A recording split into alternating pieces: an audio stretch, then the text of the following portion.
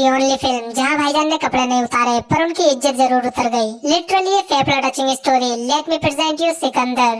Welcome to hell. ये picture ऐसे शुरू हुई जैसे किसी की शादी की वीडियो फिल्म, जो कि भाईजान के लिए काफी आयरनी वाली बात है। तो स्टोरी शुरू हुई एक लड़के से जो कि एक ऐसी एक्ट्रेस को छेड़ रहा था जिसने अपनी एक्टिंग के जलवे इंटरनेट की कुछ गुमनाम गलियों में बखेर रखे हैं। देन आफ्टर ब्लैकमेलिंग दी एक्ट्रेस, इन दोनों को ठंड लगने लगी तो इन्होंने चादर ओढ़ ली। पर ये सब कोई छुप छुप के देख रहा था और ऐसा एक ठरकी कर सकता है। So meet Sanjay Rajkot played by Bhaijaan. अब भाईजान ने सोचा जो काम मैं नहीं कर सकता वो किसी और को क्यों करने दूं। बस फिर मार कुटाई शुरू कर दी। लेकिन संजय ने जिसको मारा वो एक मंत्री का लड़का था। अरे कटप्पा मंत्री बन गया। खैर इससे भी ज्यादा अजीब बात यह है कि इसकी लड़की कॉलेज में पढ़ती है। नहीं मतलब पॉलिटिशियंस के बच्चे कब से इंडिया में पढ़ने लगे। इसके बाद उस पॉलिटिशियन ने इंस्पेक्टर प्रकाश, जिसका नाम उसके स्किन कलर से बिल्कुल मैच नहीं करता, उसको संजय को पकड़ने के लिए भेजा। पर जब ये संजय को पकड़ने उसके घर पहुंचा तब उसका महल देख के प्रकाश की बत्ती बुझ गई। बट संजय की बाइट देख के प्रकाश को रियलाइज हुआ कि संजय पीडीएफ फाइल है, क्योंकि उसकी बीवी उसकी बेटे की उम्र की है। I mean literally. अबे यार, साइज रेज gold digger by the way, वरना दोगुनी उम्र वाले से कौन शादी करेगा। देन प्रकाश वहाँ से जाने लगा, लेकिन उसकी गाड़ी के पार्ट्स निकले हुए देख एक पल को मुझे लगा कि बिहारी आ गए, पर वो राजकोट की ही जनता निकली जिनको कोई काम धंधा है नहीं, बस भीड़ लगा के खड़े हो जाते हैं। फिर प्रकाश को इन्हीं की गाड़ी से पुलिस स्टेशन आना पड़ा और यहाँ भी भीड़ लगी हुई थी। सबके सब बेरोजगार ही है क्या। लेकिन संजय पहले ही थाने में बैठा है, पर ये अपने साथ बैंड वालों को क्यों लाया। ओह सॉरी, बॉडीगार्ड है इसके। फिर भाईजान ने कुछ ऐसा बोल दिया जो बिल्कुल मेरे सर के ऊपर से गया। सच्चे दिल से की गई 100 गलतियां माफ। अरे भाईजान यार क्या कहना चाह रहे हो। अगला भी तो सच्चे दिल से पूरे मन के साथ गलती कर रहा था, उसे क्यों पीट दिया फिर प्लेन में। बाय द वे ये डायलॉग मुझे उतना ही पसंद आया जितनी इस पिक्चर में रश्मिका की हिंदी। भाई हिंदी भी कैपिटल लेटर्स में बोल रही है वो। After that we got a very uncomfortable romantic song because you know Totally confusing it is.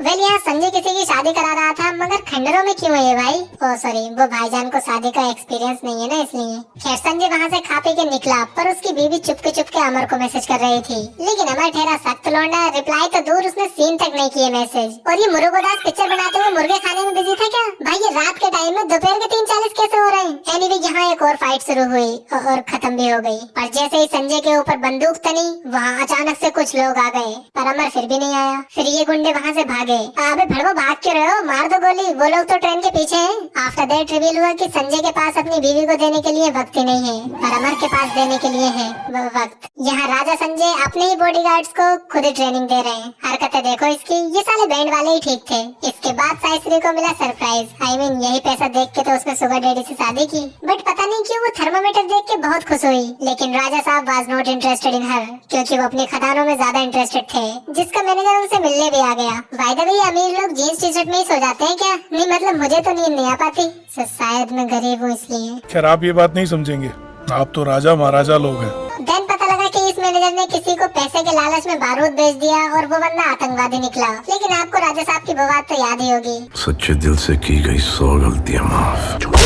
अरे जानबूझकर नहीं किया उसने, फिर क्यों पीटा। और पीट के उसे मनाने भी चल दिए जैसे कोई रूठी हुई गर्लफ्रेंड हो। लेकिन फिर रसिया गुंडों में फंस गई, क्योंकि मंत्री के गुंडों ने मैनेजर को चारों तरफ से घेर लिया और भाईजान अकेले ही आके सबसे भिड़ गए। हालांकि घर से ही अपने बैंड वाले मुस्टंडों के साथ निकले थे, पर यहाँ बेचारे राजा के सैनिक ही गायब हो गए। अकेले लड़ना पड़ रहा है उसे। देखो अगर मैनेजर मरा तो पूरा केस भाईजान पर आ जाएगा, और भाईजान पे तो पहले से ही केस लगे हुए हैं, तुम्हें तो पता ही है ना। तो वो नहीं चाहते कि एक और केस लगे, बस इसलिए बचाना है मैनेजर को। पर वहाँ साइश्री भी आ गई, पता नहीं क्यों। अब भाईजान मैनेजर को छुपाने ले गए अपने फार्म हाउस पर, मतलब महल पर। लेकिन अमर साइश्री को हॉस्पिटल ले गया। अबे ऐसा क्या कर दिया अमर।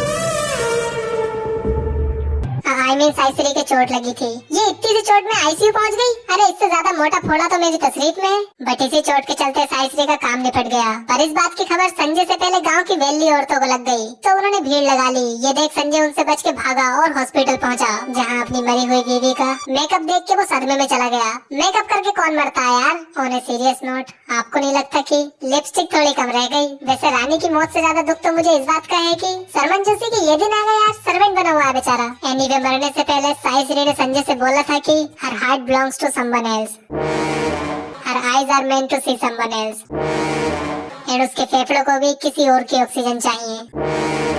ये हिंदी में तो क्रिमिनल साउंड कर रहा है। Well I mean she donated these organs. Lungs, heart, और राइस। फिर राजा साहब चल दिए उन पेशेंट से मिलने मुंबई जनरल में बैठ के। फटीचर राजा मुंबई पहुंचकर इनका स्वागत हुआ। किसकी शादी में बैंड बजाने को आए हो? मैंने पहले ही बोला था बैंड वाले लग रहे हैं। खैर हमारा पहला पेशेंट साइश्री ने जिसको अपने लंग्स दिए वो है ये। छी यार, कर दिए लंग्स वेस्ट। पर राजा साहब बहुत ही नेक काम करते हैं, जैसे गरीब बच्चों की पेट खुजाना। पर इस गरीब के पास लंग्स ट्रांसप्लांट के पैसे कहाँ से आए? ये गरीब की माँ की। कमरुद्दीन के फेफड़े इसलिए खराब हुए क्योंकि यहाँ कुछ अमीरों का कूड़ा जलता है और कुछ इन गरीबों की तशरीफ भी। फिर इन सभी भड़बों मतलब बच्चों को खाना ठुसवा के संजय पहुंचा दूसरे पेशेंट के पास जिसको मिली है आंखें। हाँ देखो, ये होता है सही जगह ऑर्गन डोनेट करना। एंड जबरदस्ती घर में घुस के चाय पीने के बाद टर्न आउट की वेदे ही मैरिड है, तो भाईजान की दाल वहाँ भी नहीं गली। इसलिए वो पहुँचे हॉस्पिटल तीसरे पेशेंट के पास जिसको मिला है साइश्री का दिल। लेकिन पता है भाईजान अंदर कैसे जाएंगे? बाबा बन के, क्योंकि इंडिया में डॉक्टर से ज्यादा लोग बाबा को मानते हैं। पर उसकी तबीयत खराब होते देख भाईजान ने एक कॉल के घुमाया कि खुद स्टीव जॉब्स ने वीडियो कॉल पे पूरा ऑपरेशन कराया। इसके बाद भाईजान घर वापसी के रास्ते पे थे पर उसी मंत्री की रैली में घुस गए। फिर बस एक कार चेस सीन शुरू हो गया। मतलब भाईजान प्लस तेज रफ्तार कार काफी डेडली कॉम्बो हो जाता है नहीं? मगर शुक्र है कि गाड़ी ड्राइवर के हाथ में। दिमाग खराब है क्या? भाईजान को ड्राइविंग सीट पे बिठा दिया। लो बस हो गया एक्सीडेंट, मर गए बंदे। चलो वो तो ये अच्छा हुआ कि इस बार मंत्री का बेटा मरा है, फुटपाथ के लोग नहीं। खैर संजय ट्रेन में बैठा ही था कि मंत्री फोन पे उसे धमकी देने लगा। पर उसे शायद ये नहीं पता कि भाईजान वो आदमी है जो फार्म हाउस पे ले जाके मारते हैं इंसान को। फिर कह दिया भाईजान ने भी, आ रहा हूँ मुंबई। अरे भाईजान गए कब हो तुम? वहीं पे तो हो। देन भाईजान पहुंचे उसे कचरे वाली जगह, नहीं राइटर के ऑफिस की नहीं, कमरुद्दीन वाली जगह की बात कर रहा हूँ मैं, जहाँ भाईजान ने अपने बॉडीगार्ड्स को बिठाकर खुद मुक्कालात की। क्या फायदा ऐसे नल्ले गार्ड्स का? लेकिन भाईजान यही नहीं रुके, वो फिर बेदही के घर में घुस गए। पता नहीं इन लोगों को अंदर क्यों आने देते हैं ये। खाना खाकर संजय वहाँ से निकला तो बेदही ने उससे बोला, आपने हमारे बारे में इतना सोचा, इतना कुछ किया। अरे किया क्या है, रोटियां तोड़ी है बस इसने। पर इतनी केयर देखकर संजय को अपनी बीवी की याद आ गई जो इसके लिए गाना गाती थी। हमको मिली है आज ये। छी यार, ऐसा गाने से अच्छा तो इंसान चुप ही रह ले। आफ्टर दैट रिवील हुआ कि निशा एक लड़के से प्यार करती है who has the greatest personality trait, जिसके पीछे सभी लड़कियां पागल हैं। Yes, he is toxic। जिसके बाद भाईजान उससे मिलने पहुंचे पर बिना गलती के पीट के आ गए, क्योंकि लड़कियों पर सब यकीन कर लेते हैं भाई, और लड़कों के साथ ऐसा ही होता है। एक बार भाईजान के साथ भी हुआ था तेरे नाम में। इसके बाद संजय के मैनेजर से झूठा बयान दिलवा रहा है वो मंत्री। एक मिनट, मैनेजर का केस तो निपट गया था ना, बट समहाउ इन्होंने फिर से FIR लिख दी। एनीवे, खांसते हुए इंसान से कोई क्या बोलेगा? यही कि पानी पी लो ना। भाईजान का अलग ही स्टाइल है। घर जाओ बेटा, घर जाओ, कहाँ से रहे हो? अरे घर नहीं है उसके पास, अनाथ है वो। कोई नहीं भाईजान, हो जाता है इस उम्र में। फिर संजय प्रकाश की गंज पे तेल मालिश करने पहुंचा, लेकिन तेल मालिश के बीच प्रकाश की बीवी आ गई तो संजय कट लिया वहाँ से और पहुंचा सीधे उस झोपड़पट्टी के ठेकेदार के पास। एंड सीधा 500 करोड़ उसके मुंह पे मारे, पर वो फेंके हुए पैसे उठा लेता था तो वो मान गया। बस फिर गाना शुरू। नाच तो ऐसा रहा जैसे इसकी बीवी जिंदा हो। गाने के बाद संजय फिर से वेदही के घर में घुस के बुड्ढन को ज्ञान देने लगा। मैं आपसे उम्र में बहुत छोटा हूँ। ना, इतना भी फर्क नहीं है भाईजान। 3 घड़ी होते हुए भी भाईजान उम्र का अंदाजा नहीं लगा पा रहे। वैसे ही साउथ में 3 घड़ी लगाने का भी कोई रिवाज है क्या? वो भी अलग अलग टाइम के साथ। खैर भाईजान के वांटेड वाले पर्चे वेदही के घर तक पहुंच गए और वहाँ कमरुद्दीन की तबीयत गड़बड़ा गई। भाई किस काम का राजा है ये? जगह खरीद ली मगर कूड़ा साफ नहीं हुआ। भड़वे कमरुद्दीन के फिर फेफड़े खराब हो गए, लेकिन हॉस्पिटल जाने से मना कर रहा है वो। अगर करना ही है तो सबको एडमिट करो। भड़वे लंग्स तो अकेले ले लिए तूने, वहाँ नहीं लेके गया सबको। पर अब संजय ने भी ठान लिया कि वो सबको इलाज कराने ले जाएगा एम्बुलेंस में। वहाँ कोई हार्ट अटैक का पेशेंट एम्बुलेंस की कमी से मर जाएगा तो कोई बात नहीं, बस इस बस्ती में कोई खांसता हुआ ना दिखे भाईजान को। दूसरी तरफ निशा का बॉयफ्रेंड उसके घर आया। नहीं, उसका कोई काम तो नहीं है, बस राइटर का मन था उसे बुलाने का, but Nisha still loves him because Kapil is an alpha and alpha मतलब किंग। थप्पड़ क्यों मारा था इसके? बेल्ट कहाँ थी तेरी? Anyway, be ready to witness the grand reveal. Rajkot का राजा है वो। आप जैसे हजारों परिवारों को लाइफ टाइम पाल सकता है वो। I'm damn sure मुरुगदास ने इस सीन की इंस्पिरेशन इसी वीडियो से ली है। 5,000 करोड़ की संपत्ति का इकलौता वारिस है वो।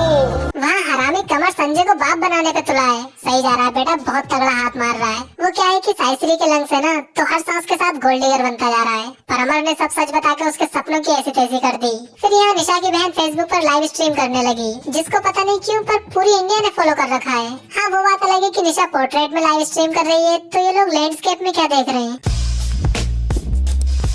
इसके बाद वैदेही, निशा, कमर तीनों का गेम एक साथ बजाने मंत्री के सपोले वहाँ आ गए। पर भाईजान थोड़ा सा बाहर गए थे चाय पीने और ट्रैफिक में फंस गए। तो फाइनली मजबूरी में इन बॉडीगार्ड्स को लड़ना ही पड़ा, जो कि किसी काम के नहीं निकले। ऐसे लोगों को बॉडीगार्ड रखने से अच्छा इंसान दुश्मन के हाथों ही मर जाए। फिर बस बहुत ही बुरी तरह मारा इन बॉडीगार्ड्स को, एक का तो पिछवाड़ा ही काट दिया यार। इसी वजह से भाईजान को मसला अपने हाथ में लेना ही पड़ा। और फिर जो यहाँ फाइट हुई है ना, इतनी इस पिक्चर की मजाक भी नहीं उड़ी जितनी यहाँ धूल उड़ी है। पर भाईजान को उम्र का तकाजा हो गया, मतलब थक गए वो। एंड थोड़ी देर आराम करके सीधा मंत्री का काम निपटाने चल दिए। मगर वहाँ पहुँचकर भाई साहब टीम के टुकड़ों पे गोलियां रोकी है इन्होंने। चलो कम से कम इन्होंने रोकी तो। भाईजान ने तो अंदर जाके हाथ हिला के ही गोलियां डोज कर दी और मंत्री को पेल के चल दिए वहाँ से। लेकिन वापस हॉस्पिटल आकर पता लगा कि भड़वा कमर जिंदा बच गया। शिट यार। अब इसी सैड एंडिंग के साथ पिक्चर खत्म होने ही वाली थी कि प्रकाश संजय को हथकड़ी लगा के ले जाने लगा। पर बाहर निकलते ही उन्हें ये दिखा,